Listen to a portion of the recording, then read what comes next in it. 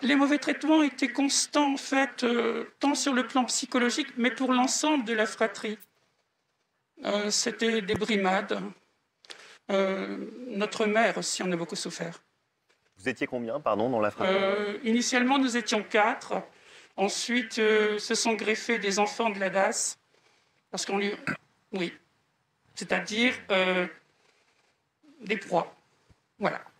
Est-ce que ça a été plus loin que des brimades? C'est un mot un peu, mot un peu faible que vous utilisez. Ça a été plus loin que ça, n'est-ce pas? Oui. Mais des enfants de la DAS... je voudrais... À moins que vous ne vouliez pas entrer dans les, détails. Et ensuite, on va parler des enfants de la DAS. Mais... Non. Oui. Non, je n'ai pas trop envie de rentrer dans les détails. D'accord. Non, mais je respecte ça tout à fait. Voilà. Alors, je rebondis juste 2 secondes. Ouais. Ça veut dire que Émile Louis et votre maman étaient famille d'accueil? Oui.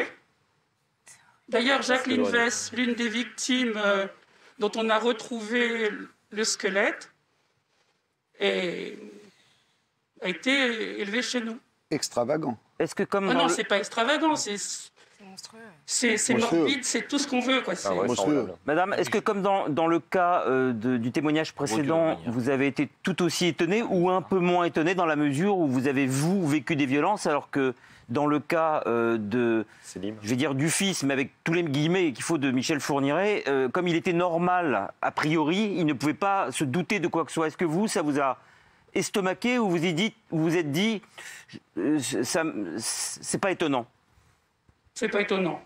Ah oui, d'accord. Très différent. Vous doutiez de quelque chose? Oui, depuis très jeune, oui.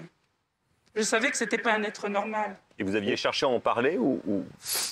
Oui, mais alors, vous savez, moi, je suis née il y a plus de 60 ans. Presque 70, même, donc... parler de ces choses-là... Oui, ça n'existait pas.